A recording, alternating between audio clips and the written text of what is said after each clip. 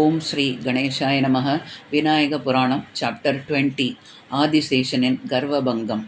ஒரு சமயம் கைலாசத்தில் பரமேஸ்வரனை சகல தேவர்களும் முனிவர்களும் வந்து பணிந்து பிரார்த்தித்தனர்.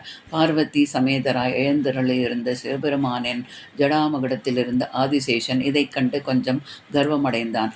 பரமேஸ்வரரிடம் திருமுடியில் தான் இருப்பதால் சகல தேவர்களும் வணங்கத்தக்க கௌரவத்தை தான் அடைந்ததாக அவன் மமதை கொண்டான். இதை அறிந்த ஈசனும் அவனுக்கு புத்தி புகட்ட எண்ணியவராய் தலைமுடியிலிருந்து ஆதிசேஷனை கையால் பிடித்து இழுத்து தரையில் ஓங்கி மோதினார்.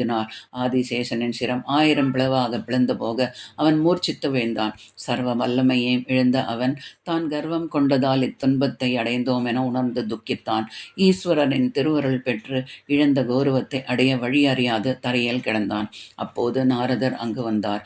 ஆதிசேஷன் கவனிப்பாரின்றி சிரம் 1000 பிளவாகி மண்ணில் வீழ்ந்து கிடப்பதை கண்டி, ஆதிசேஷா, சகல புவனங்களையும் தாங்குகின்ற உனக்கு இத்துன்பம் எப்படி வந்தது என்று வருத்தத்தோடு கேட்டார். ஆதிசேஷனோ அவமானத்தால் அவரை நிமிர்ந்து கூட பார்க்காது கிடந்தான்.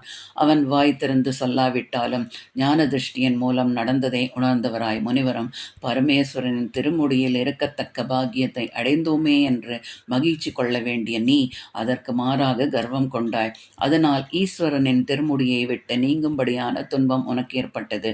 சர்வலோக நாயகனான விநாயக பெருமானின் ஷடாக்ஷர மந்திரத்தை உபதேசம் பெற்று அவரை தியானித்து வருவாயானால் உனக்கு அவரது அனுகிரகம் கிட்டும் என்று அருளி அவனுக்கு அம்மகா மந்திரத்தை உபதேசித்தார். அதனால் துயரம் நீங்கிய ஆதிசேஷன் பிரவாள நகரம் சென்ற கருணாமூர்த்தியை தியானித்து சதுர்த்தி விரதம் அனுஷ்டித்தான்.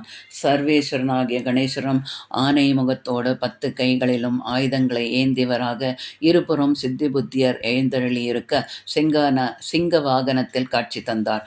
ஆதிசேஷன் அவரை கண்டு சிரம் தாழ்த்தி வணங்கி, தேவதேவா, என்னை காத்துள்ள வேண்டும் என்று பிரார்த்தித்தான். பக்தனே, கர்வத்தால் நீ இழந்த சக்திகள் திரும்பவும் உன்னை வந்து அடையும். ஈஸ்வரன் உன்னை ஓங்கி தரையிலே அழைத்ததனால் பிளவுண்ட உன் சிரத்தில் ஒவ்வொரு பிளவும் ஒவ்வொரு சிரமாக மாறும். முன்னை போலவே 1000 தலைகளோடு இப்புவனம் முழுமையையும் தாங்கி வர 5 முகத்தோடு பரமேஸ்வரனின் திருமுடியிலும் இருந்து வரும் பாக்கியம் உனக்கு கிட்டட்டும்.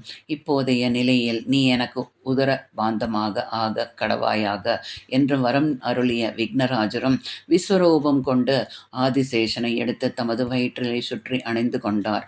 ஆதிசேஷனும் ஆனந்த பரவசமாகி தனது அம்சத்தில் ஒரு பகுதியை விநாயகரின் உதரபாந்தமாக இருக்க செய்துவிட்டு விக்னேஸ்வரரின் அருளால் இழந்த சக்தியை பெற்று திரும்பினான்.